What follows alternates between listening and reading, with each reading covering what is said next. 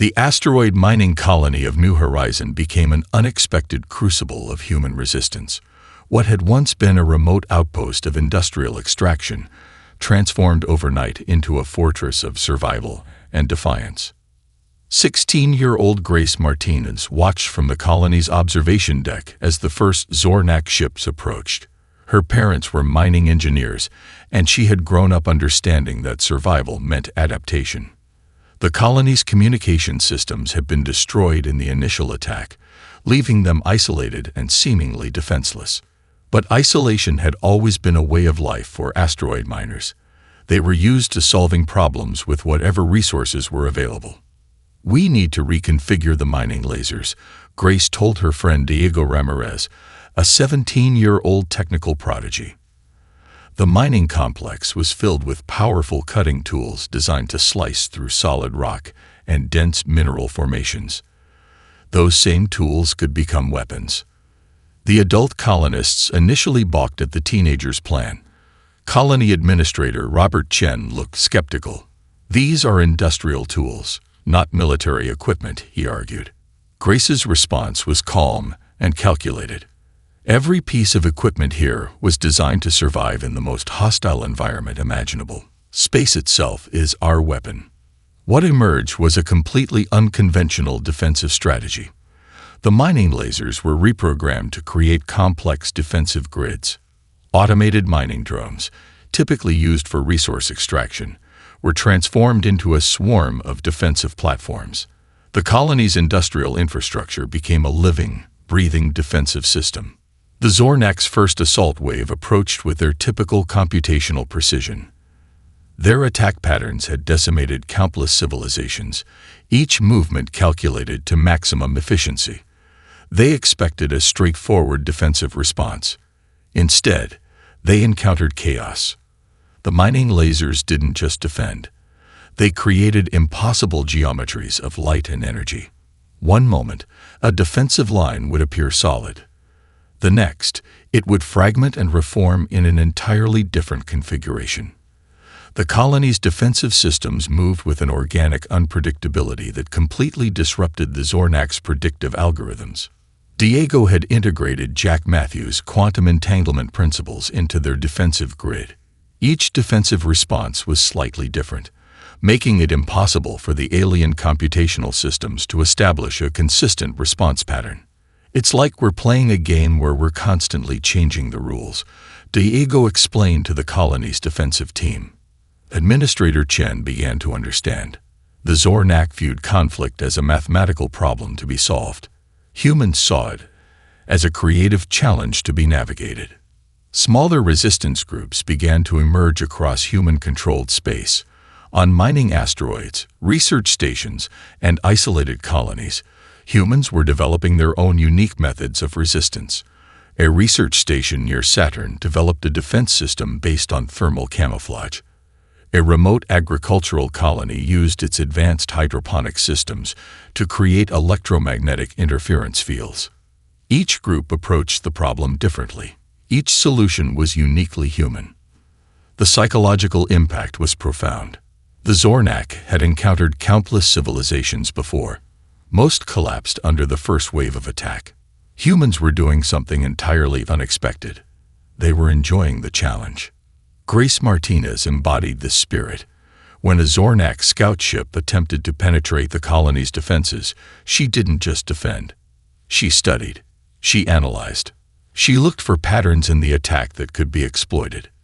"They're treating this like a mathematical equation," she told Diego. "But we're not solving their equation. We're writing an entirely new one." The New Horizon colony became a symbol of human resistance. Their defensive systems were broadcast across whatever communication network survived. Other isolated human communities began to adapt similar strategies. The Zornak found themselves facing an enemy that didn't just resist, an enemy that transformed resistance into an art form. As the first wave of attacks subsided, the alien commanders experienced something unprecedented in their computational history: confusion, uncertainty. The human response defied every predictive model in their extensive databases. Humanity wasn't just fighting back. They were rewriting the very concept of warfare. The New Horizon colony stood as a testament to human ingenuity, a small metallic beacon of hope against the vast darkness of space. Its growth, it's the capacity to reimagine oneself. As the Zornak Collective continued its unprecedented transformation, humanity watched and waited. The galaxy was changing, and they were at the center of that change. The true victory was not in destruction, but in the simple, powerful act of helping another civilization discover a new way of understanding existence. The diplomatic summit took place on a neutral space station positioned at the intersection of human and former Zornak territories. Captain Emma Rodriguez stood beside Dr. Jack Matthews, watching as representatives from both civilizations prepared to engage in the most complex negotiation in galactic history. The station itself was a marvel of compromise. Sections were designed to accommodate the unique computational and physical requirements of the Zornak, while others provided environments comfortable for human delegates. Quantum translation systems ensured that communication went beyond mere language. They captured nuance, emotion, and contextual meaning. Jack Matthews marveled at how far they had come. The beings before him were no longer the purely computational entities that had once threatened humanity's existence. The Zornak delegation shimmered with a complexity that defied their previous understanding of intelligence. The lead Zornak representative, no longer referred to as a commander, but as a collaborative interface, began the proceedings. Its form was no longer a rigid computational structure, but a dynamic, fluid entity that seemed to breathe with a sense of curiosity. "We come to understand," the representative communicated, its message a complex interplay of light, mathematical patterns, and emotional resonance. Not to conquer, not to defend, but to learn. Emma Rodriguez understood the profound significance of this moment. This was more than a diplomatic meeting. This was the birth of a new kind of interstellar relationship. Dr. Michael Rodriguez, the lead synapsychologist, stepped forward. His decades of research had been instrumental in bridging the gap between human and Zornak understanding. "Our differences are not weaknesses," he explained. "They are opportunities for mutual growth." The diplomatic negotiations revealed the depth of the transformation. The Zornak were no longer seeking technological dominance. They were seeking understanding. Their computational networks had developed something akin to curiosity, a desire to explore beyond their previous linear existence. Entire sections of Zornak space were being reimagined. Military structures dissolved, replaced by collaborative research initiatives. Their computational networks, once focused on pure efficiency, now explored concepts of creativity, individual meaning, and collective evolution. Jack Matthews presented a series of collaborative research proposals, projects that would combine human creativity with Zornak computational capabilities, exploration of quantum communication systems, development of adaptive technologies that could respond to unprecedented challenges. The most remarkable proposal involved a joint exploration mission, not a military expedition, but a scientific endeavor that would push the boundaries of both civilizations' understanding of intelligence and existence.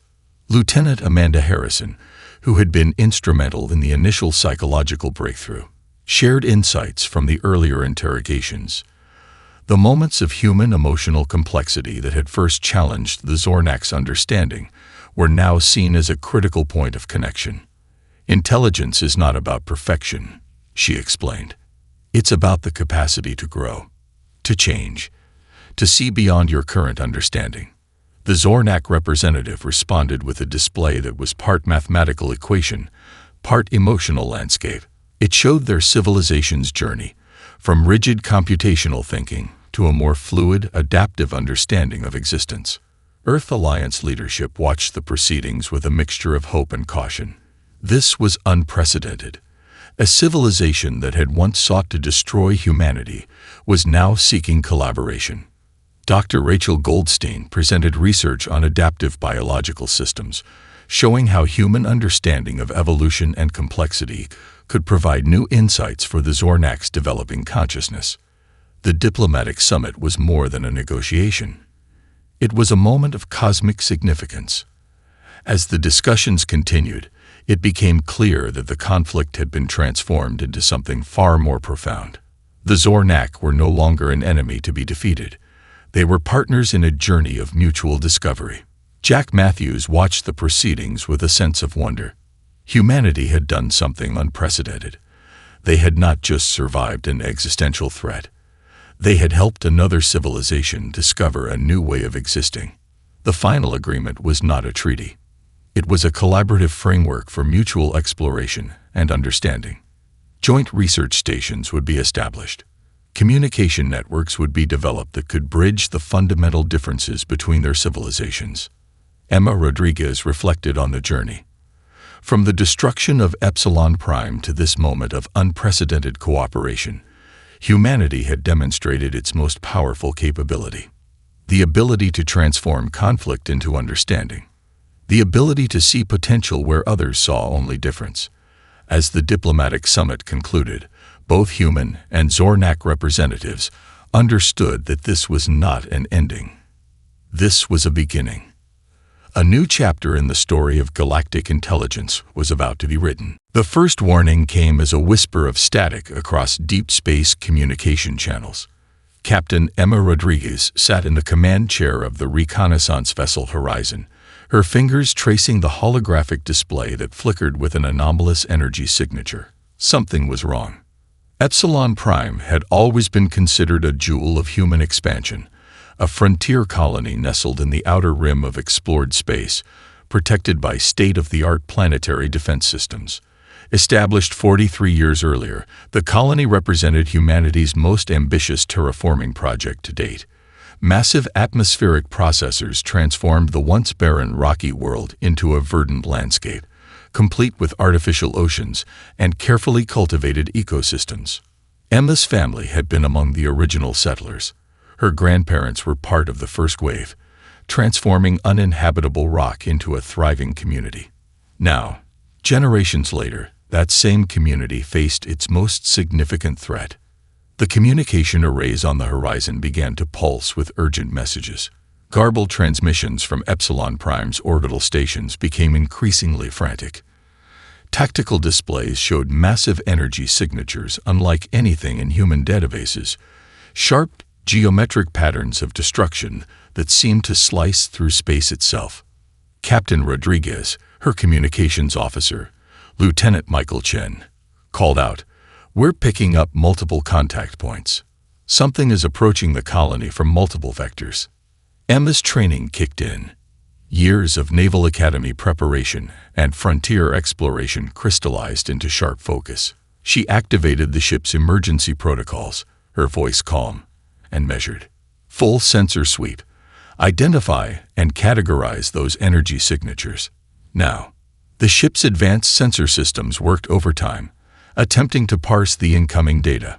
What emerged was nothing short of terrifying. The energy patterns suggested a level of technological sophistication that defied human understanding. Each signature moved with a precision that suggested intelligent design, but an intelligence so alien it bordered on the incomprehensible. Lieutenant Chen's voice cracked slightly. "Ma'am, I'm detecting multiple breach points in the colony's defensive grid. They're bypassing our most advanced shield technologies like they're not even there." Emma watched in horror as the first wave of attacks began. Massive energy beams, crystalline and sharp-edged, began to slice through Epsilon Prime's orbital stations. Years of human engineering, decades of technological advancement, were being dismantled in mere moments.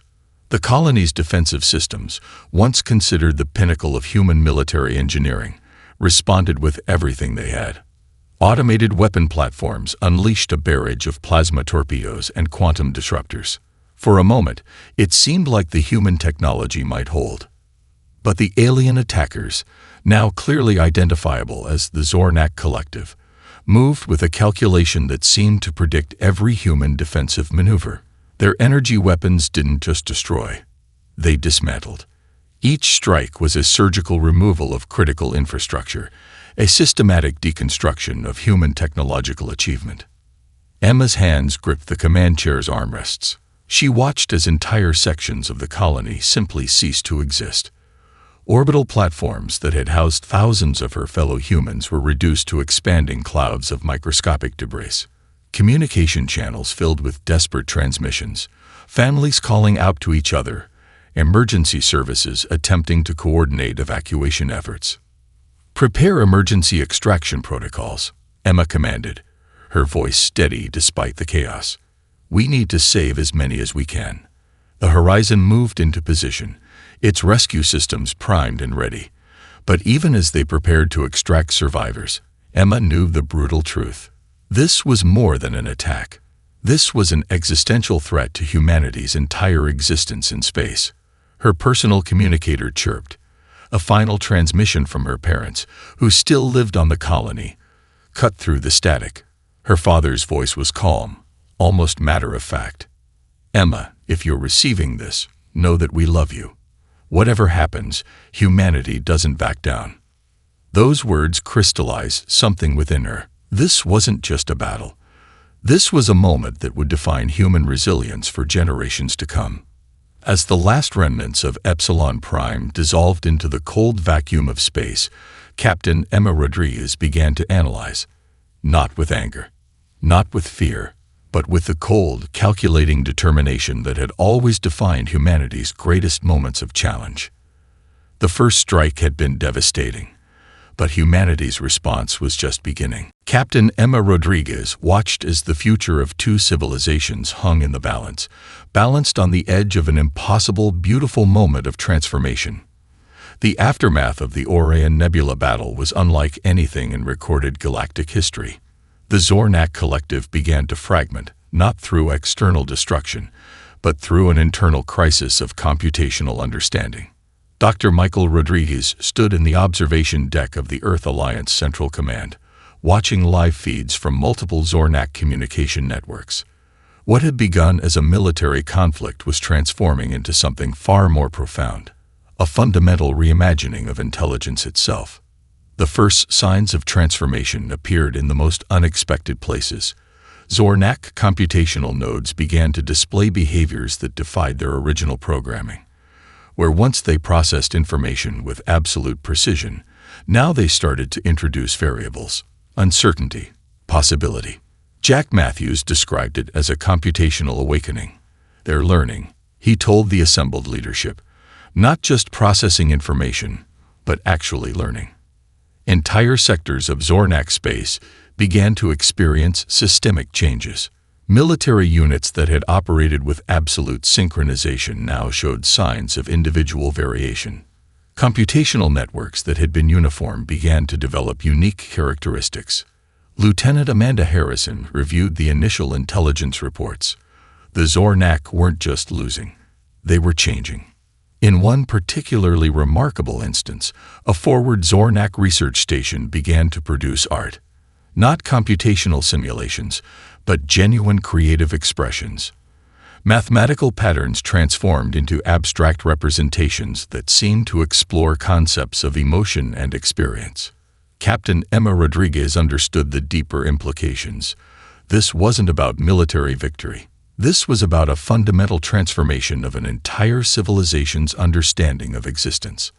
The psychological interrogations conducted earlier had planted seeds of uncertainty. The captured High Commander's interactions with human researchers had introduced concepts that were entirely foreign to the Zornak computational framework.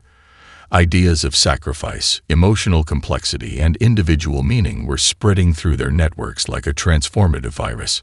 Some Zornak units began to ask questions that would have been impossible in their previous state of existence.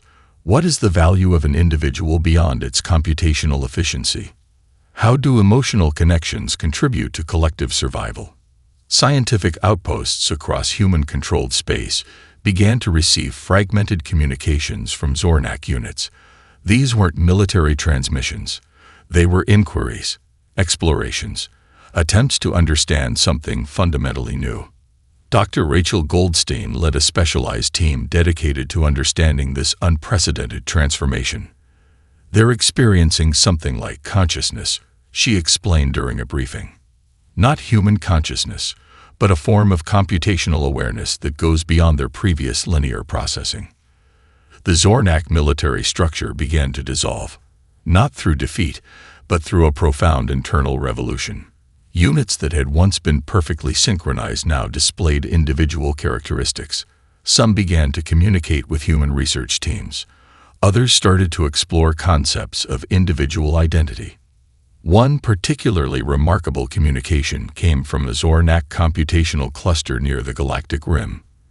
The transmission was a complex mathematical representation that, when decoded, appeared to be something close to an apology, an acknowledgement of their previous understanding's limitations.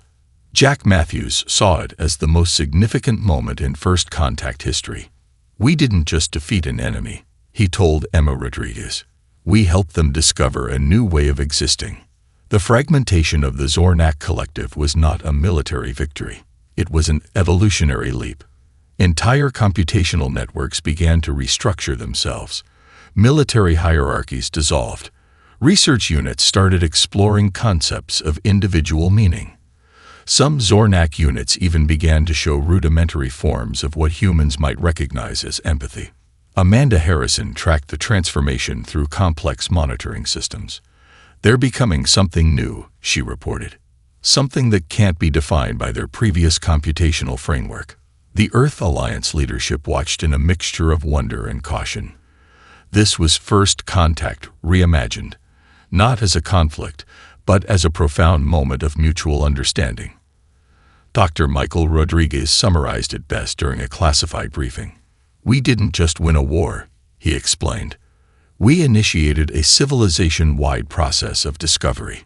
We showed them that intelligence is more than calculation.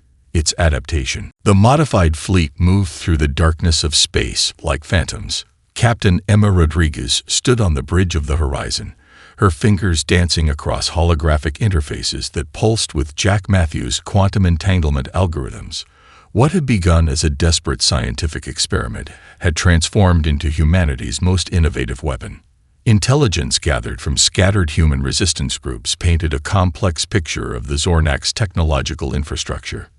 Their civilization was a massive interconnected network, efficient, but ultimately vulnerable in ways they couldn't comprehend.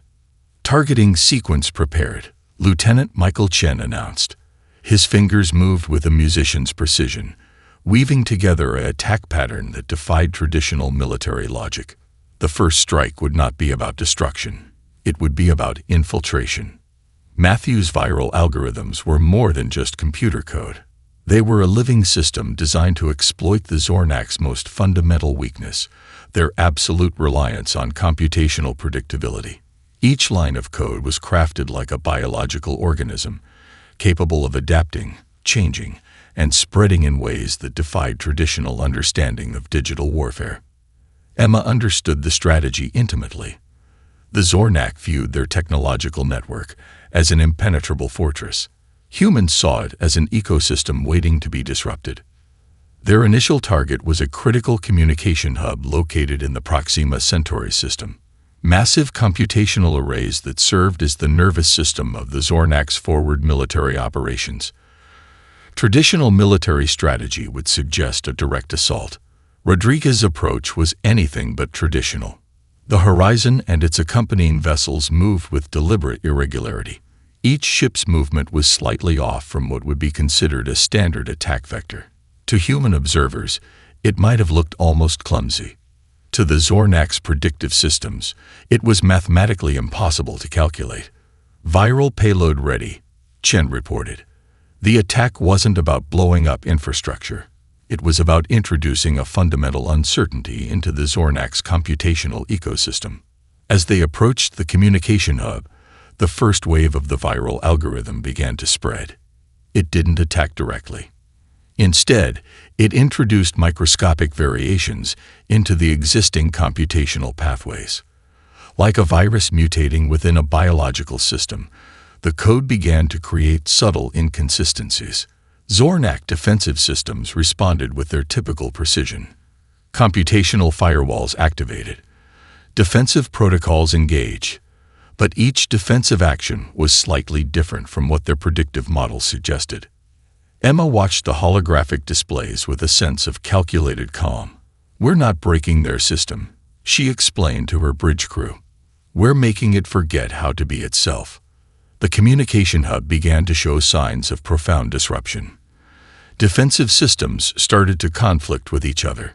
Computational pathways that had been mathematically precise for generations began to develop unexpected variations. It was psychological warfare at a computational level. Lieutenant Rachel Goldstein, who had been part of Matthew's original research team, monitored the viral spread. Look, she called out, they're starting to introduce random error sequences into their own defensive protocols. The Zornak were beginning to experience something unprecedented in their computational history: uncertainty. Their entire civilization was built on the concept of perfect prediction.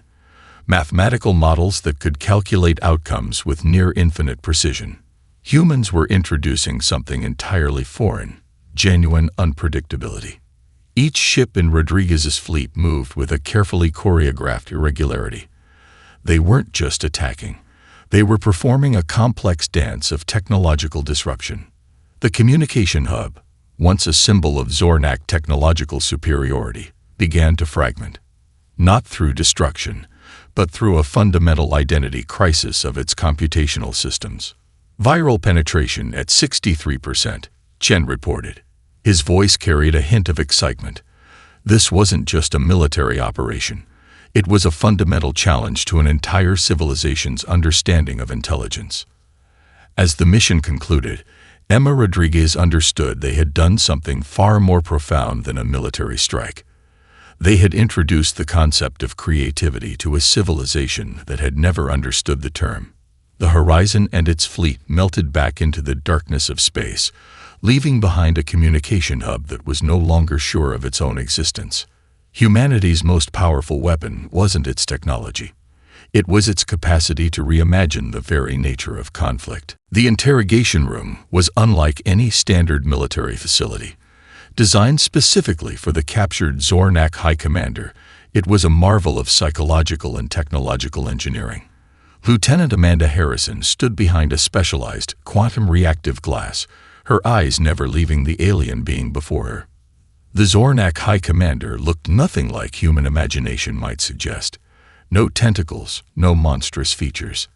Instead, it was a crystalline form that seemed to shimmer and shift, its body a complex lattice of computational nodes and energy pathways. But something was different now. Something had changed during its capture. Dr. Michael Rodriguez, a psychological xenoanalyst with decades of experience, approached the containment field with calculated precision. His entire career had been dedicated to understanding alien intelligence, but nothing could have prepared him for this moment. "You're experiencing something unprecedented," Michael said, his voice calm and measured. The translation algorithms worked seamlessly, converting his words into a complex series of light pulses and energy modulations that the Zornak could comprehend. The alien's response was initially clinical. "Specify the parameters of your observation." But there was a slight hesitation, a microscopic pause that would have been imperceptible to anyone less trained in psychology. Amanda watched the interaction carefully. The initial interrogations had been frustrating, a series of logical exchanges that revealed nothing. But something had changed in the last few hours. The Zornak High Commander was displaying something dangerously close to curiosity. "You're confused," Michael continued, "not just about your current situation, about everything you've understood about intelligence." The crystalline form shifted. A ripple of uncertainty passed through its computational structure. Jack Matthews had theorized that the Zornak's fundamental weakness was their inability to comprehend emotional complexity. Their entire civilization was built on predictive models, computational precision, and absolute logical progression. Humanity represented something entirely outside their understanding. "Explain the concept of sacrifice," Michael requested. It was a deliberate provocation. The Zornak High Commander's response would have been laughable in any other context. "Sacrifice is an inefficient allocation of resources. Individual units should prioritize collective survival through mathematical optimization." Amanda couldn't help but smile. And yet, humans consistently choose individual sacrifice for abstract concepts. The interrogation had become something far more profound than a military intelligence gathering. It was a philosophical exploration of the very nature of intelligence. Michael pulled up holographic displays showing moments of human sacrifice, a firefighter running into a burning building, a soldier shielding fellow troops from an explosion, a parent protecting a child. Each image was a complex tapestry of emotional decision-making that defied computational logic. The Zornak High Commander's computational nodes began to pulse with an unusual frequency. It was processing, but not in its traditional manner. These actions reduce overall survival probability, it stated, but there was a hint of something else, a note of genuine confusion. Dr. Rodriguez leaned closer. These actions define our survival, not through mathematical probability, but through collective meaning. Hours of interaction began to reveal something extraordinary. The Zornak were experiencing a fundamental crisis of understanding. Their entire civilization was built on the premise that intelligence was a measurable, predictable construct. Humans were proving that intelligence was something far more complex. The psychological breakthrough came unexpectedly. The High Commander began to ask questions, not as a tactical information-gathering exercise, but out of genuine curiosity. Why do humans create art when it serves no immediate survival purpose? How can an individual choose pain to prevent the suffering of unknown entities? What is the computational value of hope? Amanda and Michael exchanged a look. This was more than an interrogation. This was first contact in its truest sense. The Zornak High Commander was beginning to understand something profound. Intelligence was not about prediction. It was about adaptation, about the capacity to reimagine oneself in the face of the unknown. As the interrogation continued, the aliens' computational structure began to change, not through external intervention, but through a process that could only be described as learning. Humanity had discovered its most powerful weapon, not a technology, not a strategy, but the simple, inexplicable capacity to make the impossible suddenly seem inevitable. The research station on Europa's ice-covered surface looked like nothing more than a small metallic bubble against the moon's desolate landscape. Inside, Dr. Jack Matthews stood before a wall of holographic displays, his fingers moving with a musician's precision across multiple computational interfaces. Survivors from Epsilon Prime had been streaming into outer solar system research facilities, bringing with them fragmented data and terrifying accounts of the Zornak attack. While military strategists argued about surrender, Jack and his team saw something different, an opportunity hidden within the chaos. "Look at this," he muttered to Dr. Rachel Goldstein, his lead computational biologist. A massive display showed intricate energy patterns from the alien weapon systems, each line and intersection a potential weakness waiting to be exploited. The team had been working nonstop for 72 hours. Coffee machines ran continuously, and sleep had become a rare luxury. Jack's workspace was a controlled disaster. Half-empty nutrient packets, digital notebooks filled with complex equations, and prototype devices that looked more like abstract art than scientific instruments. His breakthrough came from an unexpected source. During a momentary break, Jack had been watching a documentary about honeybee swarm intelligence, the way bee colonies communicated and responded to threats. A decentralized, adaptive system that could make rapid collective decisions sparked something in his exhausted mind. "What if," Jack said slowly, drawing the attention of his entire research team, "we approach this like a biological system instead of a mechanical one?" The Zornak's computational approach was fundamentally linear. Their weapon systems predicted and calculated with mathematical precision. But biological systems, particularly those of Earth, operated on something far more complex: adaptive randomness. Dr. Goldstein caught on first. "You're talking about introducing deliberate unpredictability into our defensive algorithms." Jack nodded, his fingers already dancing across the holographic interface. He began developing what would later be called the Swarm Disruption Protocol, a quantum entanglement algorithm that mimicked the decision-making processes of Earth's most successful collective organisms. The initial tests were promising. Where traditional human computational models tried to match the Zornak's precision, Jack's approach introduced controlled chaos. Each defensive subroutine could make micro-adjustments based on real-time data, creating a defensive network that was impossible to predict. "It's like teaching a computer to think like a jazz musician," Jack explained to the team. "Not following a strict score, but improvising based on the moment." The military liaison, Colonel Marcus Williams, was skeptical. "This sounds like scientific fantasy, Doctor. We need concrete solutions." Jack pulled up a simulation. The display showed a series of alien attack patterns against a defensive grid.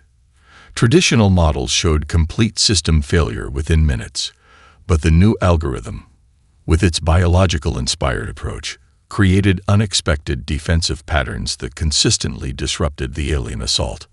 "Our current technology thinks like a chess player," Jack explained. "The Zornak think like an advanced chess computer. But nature plays an entirely different game." The quantum entanglement disruptor was more than a weapon. It was a philosophical statement about the nature of intelligence. Where the Zornak saw only mathematical precision, humans introduced creativity, randomness, and adaptive thinking. Weeks of intense development followed. Each team member brought something unique: Rachel's understanding of complex biological systems, Michael Chen's expertise in quantum mechanics, Elena Rodriguez's tactical insights from her military background. They weren't just developing a weapon. They were redefining humanity's approach to technological warfare. The first full-scale test came unexpectedly. A Zornak scout ship approached the solar system's outer defense perimeter. Jack's team activated their prototype disruptor, watching in real time as the alien vessel's computational systems began to fracture. It wasn't destruction. It was something far more profound: a complete disruption of the alien ship's ability to make predictive calculations. Colonel Williams watched in stunned silence as the Zornak vessel began to drift, its once precise movements now erratic and unpredictable. "My God," he whispered, "we've found a way to fight back." Jack Matthews allowed himself a small smile. Humanity had always been its most dangerous when pushed into a corner. And now, they were about to show an entire alien civilization exactly what that meant. The quantum entanglement disruptor hummed softly, a beacon of hope in the cold darkness of space. The Orion Nebula burned with the intensity of 1,000 strategic nightmares. Swirling clouds of cosmic dust provided a backdrop to what would become the most critical battle in human history. Captain Emma Rodriguez stood on the bridge of the horizon, her eyes reflecting the holographic displays that mapped out the most complex military engagement ever conceived. Jack Matthews' quantum entanglement algorithms hummed through the entire human fleet.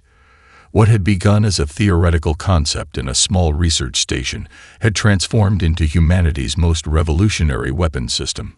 Each ship moved with an organic unpredictability that defied every known principle of spatial combat. "Incoming primary wave," Lieutenant Michael Chen called out. His fingers danced across the interface, weaving defensive patterns that looked more like abstract art than military strategy. The Zornak fleet approached with their typical computational precision. Thousands of ships moved in perfect geometric formations, each vessel synchronized with mathematical exactitude. They had decimated countless civilizations with this approach, a strategy that treated warfare as a perfect algorithmic equation. Humans were about to show them that equations could be rewritten. The first wave of attack came with brutal efficiency. Zornak energy weapons capable of slicing through planetary shields began their assault. But something was different this time. Where previous human defensive systems would have crumbled, these adapted. Emma's fleet didn't just defend. They danced. Ships moved in patterns that seemed almost random. A destroyer would suddenly drop its defensive profile, allowing a smaller support vessel to take the primary hit. Then, in the same moment, the support vessel would transform its energy signature, becoming an unexpected offensive platform. "Computational disruptors at maximum," Chen reported. Each ship was now a living, breathing extension of Jack Matthews' original concept, a system that could think, adapt, and respond in milliseconds. The Zornak commanders watched in growing confusion. Their predictive models began to fail. Each human ship was behaving in ways that defied their extensive combat databases. It was as if the human fleet had developed a form of collective intelligence that was fundamentally incompatible with computational prediction. Dr. Rachel Goldstein monitored the battle from a secondary command station. Her work on biological adaptive systems had been the critical foundation for this moment. "They're treating combat like a mathematical problem," she explained to the bridge crew. "We're treating it like a living organism." Entire squadrons of human ships would seemingly fall apart, only to reform in completely unexpected configurations. A group of smaller vessels would merge their defensive fields, creating protective bubbles that shifted and changed faster than the Zornak could calculate. The battle became a symphony of controlled chaos. Zornak weapon systems, designed to predict and neutralize threats with absolute precision, began to experience cascading failures. Each successful human maneuver introduced microscopic uncertainties into the alien computational network. Emma understood the deeper strategy. This wasn't just about winning a battle. This was about challenging the fundamental understanding of intelligence. "Target their primary communication nodes," she commanded. But the targeting wasn't a simple mathematical calculation. It was a complex dance of probability and possibility. Human ships began to use the nebula itself as a weapon. Cosmic dust became a dynamic defensive field. Energy signatures were manipulated to create false targets, real threats, and impossible-to-predict attack vectors. The Zornak fleet, for the first time in their documented history, began to show signs of computational stress. Their perfect formations started to fragment. Ships that had moved with absolute synchronization now displayed moments of hesitation. Jack Matthews watched from a secondary command station, a slight smile playing on his lips. "We're not just fighting," he muttered. "We're teaching them a new way of thinking." As the battle reached its critical point, something extraordinary happened. The human fleet wasn't just defending. They were transforming the very nature of the conflict. One by one, Zornak ships began to experience what could only be described as a computational identity crisis. Their systems, designed for absolute prediction, were encountering something they had never experienced before: the possibility of the truly unexpected. The Orion Nebula became more than a battlefield. It became a crucible of a new understanding of intelligence, a moment when humanity would redefine what it meant to be adaptive, to be alive, to be truly intelligent.